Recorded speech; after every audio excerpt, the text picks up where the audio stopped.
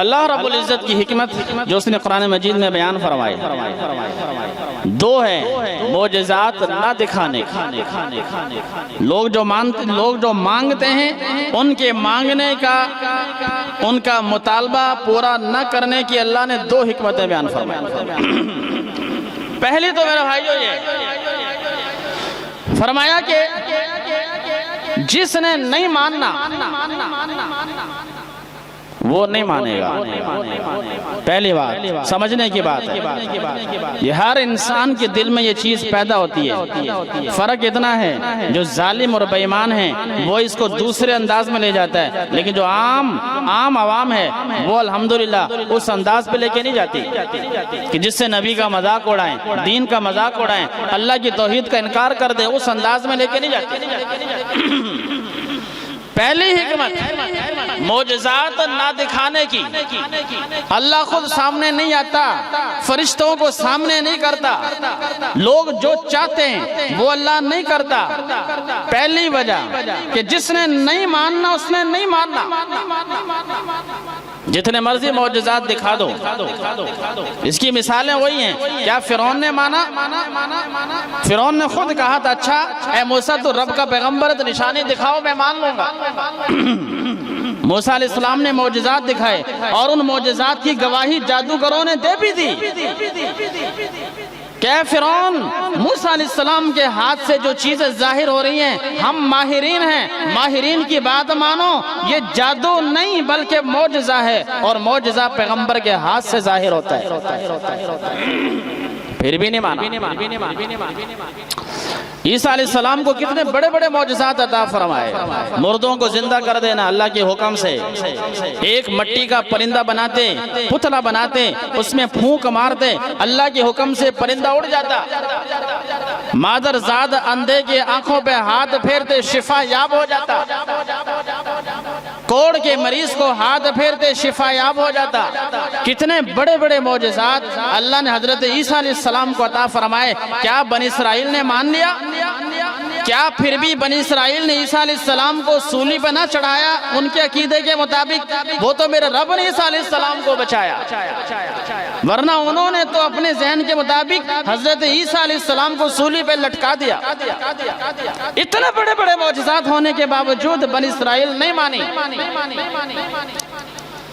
کیا بنی اسرائیل نے حضرت موسیٰ علیہ السلام سے مطالبہ نہیں کیا تھا کہ اگر اللہ آپ سے کلام کرتا ہے تو ہم بھی آپ کے ساتھ جائیں گے اور ہم دیکھیں گے کہ اللہ آپ سے کلام کرتا ہے کہ نہیں کرتا؟ رب ذوالجلال نے فرمایا ٹھیک ہے موسیٰ، 70 افراد اپنے قوم کے ساتھ لے آؤ کوہ طور پہ۔ وَاخْتَارَ مُوسَىٰ قَوْمَهُ 70 رَجُلًا لِمِيقَاتِنَا۔ پارہ نمبر 9 میں اللہ تعالیٰ نے اس واقعے کی تفصیل بیان فرمائی۔ وہ 70 افراد موسیٰ علیہ السلام کے ساتھ کوہ طور پہ گئے۔ 40 دن کے اعتکاف کے بعد حضرت موسیٰ علیہ السلام کو تورات ملی، تورات لے کر قوم کے سامنے آئے، وہ 70 افراد کے سامنے آئے۔ قوم نے تورات کو دیکھا، پڑھا، انکار کر دیا، کہا کہ نہیں، جب تک ہم خود اپنے کانوں سے نہ سنیں کہ اللہ نے آپ سے بات کی ہے تب تک نہیں مانیں گے۔ بعض اسرائیلی روایات میں، اسرائیل کا مطلب تورات و انجیل کی بائبل کی روایات میں، اور بائبل کی روایات کے بارے میں آتا ہے کہ ان کو جھٹلاؤ مت، ان کی تصدیق بھی مت کرو، نہ ان کا انکار کرو، تاہم ان کو بیان کیا جا سکتا ہے، اس میں حرج کوئی نہیں۔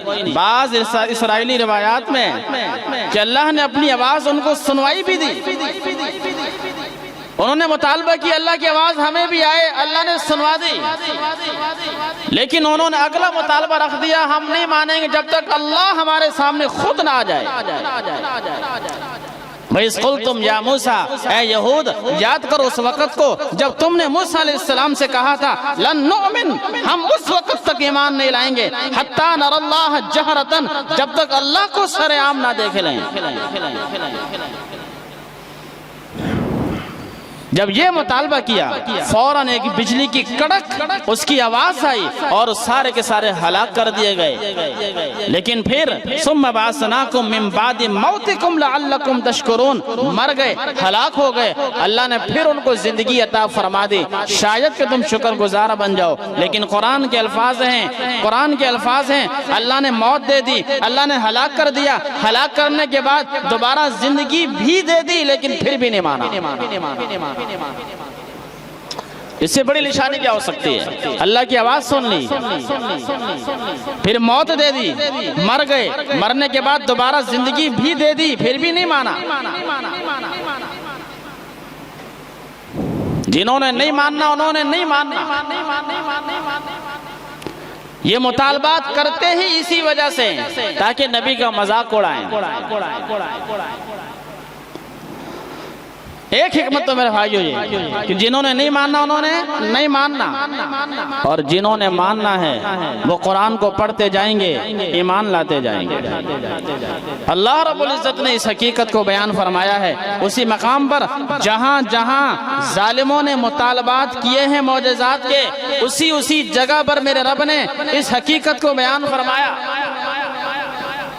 مثلا سورہ بقرہ آیت نمبر 118 جہاں یہود نے مطالبہ کیا کہ اللہ ہم سے خود کلام کرے یا کوئی معجزہ ہمارے پاس ہے ہم پھر مانیں گے، تو اللہ نے کیا فرمایا کہ معجزات سے کوئی نہیں مانتا، اللہ جس کو ہدایت دے وہی ہدایت پر آتا ہے۔ قل ان الہدی ھدی اللہ، اے میرے حبیب صلی اللہ علیہ وسلم آپ فرما دیجئے ہدایت اللہ کے ہاتھ میں ہے۔ ساری دنیا کے معجزات تمہارے سامنے پیش کر دو، جس کو رب ہدایت نہ دے وہ کبھی بھی ہدایت پہ نہیں آئے گا۔ اور آگے فرمایا الذین آتیناہم الکتاب یتلونہ حق التلاوت، ہدایت پہ وہ شخص آئے گا جو اللہ کی کتاب کو تلاوت پڑھتا ہے، تلاوت کرتا ہے، اللہ کی کتاب کو سمجھتا ہے، اللہ کی کتاب کو محبت کی نگاہ سے دیکھتا ہے۔ یہ میرے رب کے الفاظ ہیں، جو رب کی کتاب کو سمجھتا ہے، سنتا ہے، پڑھتا ہے، حق التلاوت، جیسا کہ اس کے تلاوت کرنے کا حق ہے، اس کو سمجھنے کا حق ہے، اس سے پیار کرنے کا حق ہے، اس کا حق ادا کرتا ہے۔ اللہ فرماتے ہیں اولئک یؤمنون بی، یہ لوگ ایمان لاتے ہیں۔ تو ہدایت کا راستہ وہ اللہ کی کتاب ہے، معجزات نہیں، اللہ کی کتاب ہے۔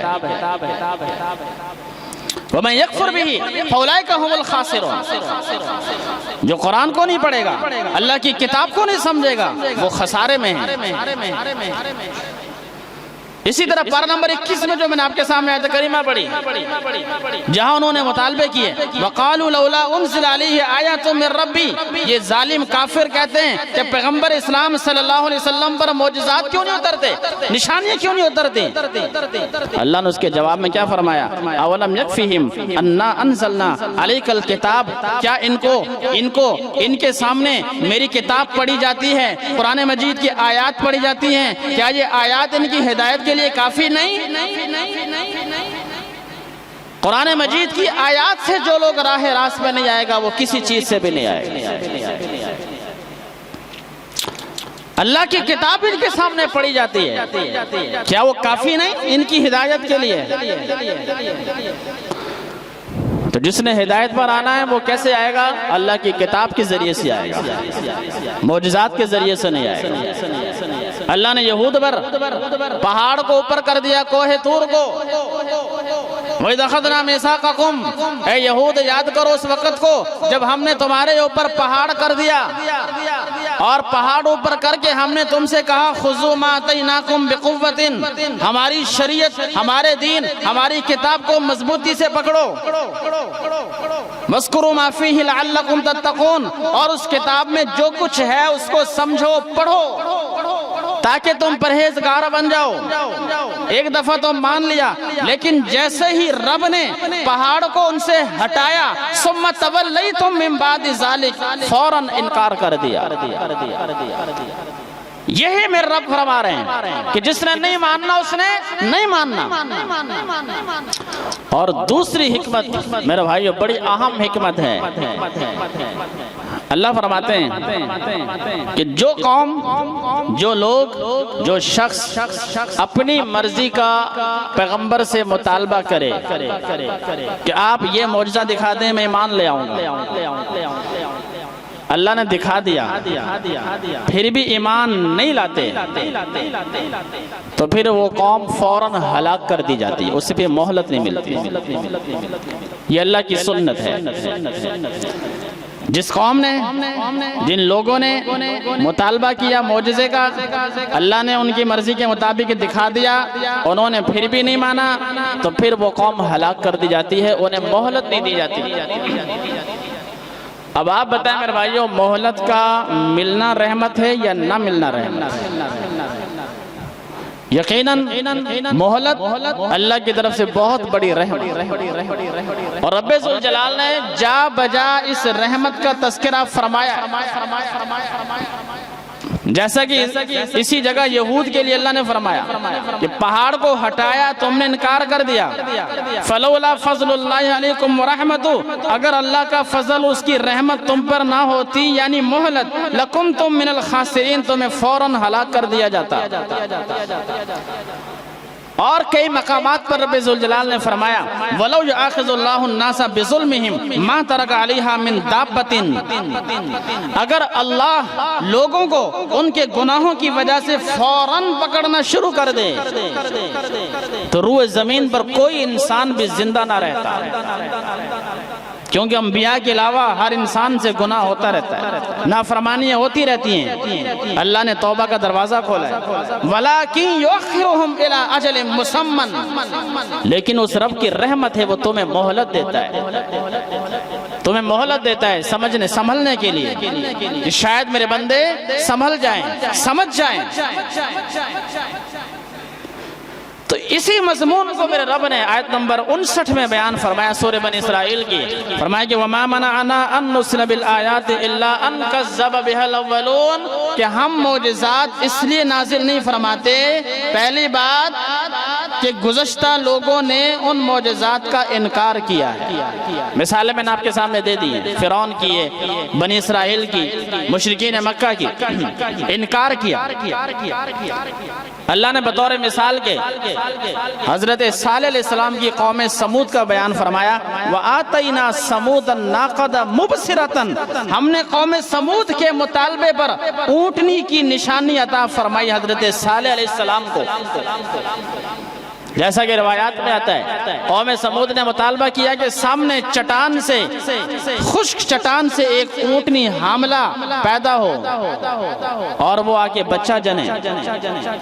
صالح علیہ السلام نے دعا فرمائی، اللہ نے اونٹنی پیدا فرمائی اور اس اونٹنی نے پیدا ہوتے ہی بچہ جنا، لیکن قوم سمود نے نہ مانا، فَظَلَمُوا بِهَا، اللہ فرماتے ہیں قوم سمود نے اس اونٹنی پر ظلم کیا، انکار کیا، جھٹلایا، تو پھر کیا ہوا؟ حضرت صالح علیہ السلام نے فرمایا فَعَقَرُوهَا، انہوں نے اس اونٹنی کا انکار کیا، فَقَالَ تَمَتَّعُوا فِي دَارِكُمْ ثَلَاثَةَ أَيَّامٍ، اے میری قوم تم نے اللہ کی نشانی کو جھٹلایا ہے، جو تم نے خود اپنی زبان سے مطالبہ کیا تھا تم نے اس کو جھٹلایا ہے، اب 3 دن کے اندر اندر تم پہ عذاب نازل ہو جائے گا، 3 دن کی صرف تمہیں مہلت ہے۔ ذالک وعد غیر مکذوب، یہ اللہ کا وعدہ ہے جو جھوٹا نہیں۔ تو یہ 2 حکمتیں میرے بھائیوں بیان فرمائی۔ پہلی چیز انسانوں کی فطرت کہ کوئی نشانی سامنے آئے، اس کی وضاحت میں نے آپ کے سامنے کر دی کہ جس نے نہیں ماننا اس نے نہیں ماننا، جو مانے گا وہ قرآن پڑھ کے مان لے گا، اللہ کی آیات کو سنے گا، تسلیم کر لے گا، اور ان آیات کو بیان کرنے کا فائدہ کوئی نہیں، کیونکہ پچھلوں نے بھی جھٹلایا۔ اور سب سے اہم بات میرے بھائیوں کہ جو قوم اپنی زبان سے مطالبہ کرے اور اللہ اس مطالبے کو پورا کر دے پھر وہ قوم نہ مانے تو پھر اس قوم کو مہلت نہیں دی جاتی، اور مہلت دینا اللہ کی بہت بڑی رحمت ہے، اللہ کا فضل ہے۔ اس مہلت کی وجہ سے میرے بھائیوں بڑے بڑے کافروں کو دیکھا ہے، آخر وہ ایمان لے آتے ہیں اور دین کے شریعت کے خدمتگار بن جاتے ہیں۔ وما علینا الا البلاغ المبین۔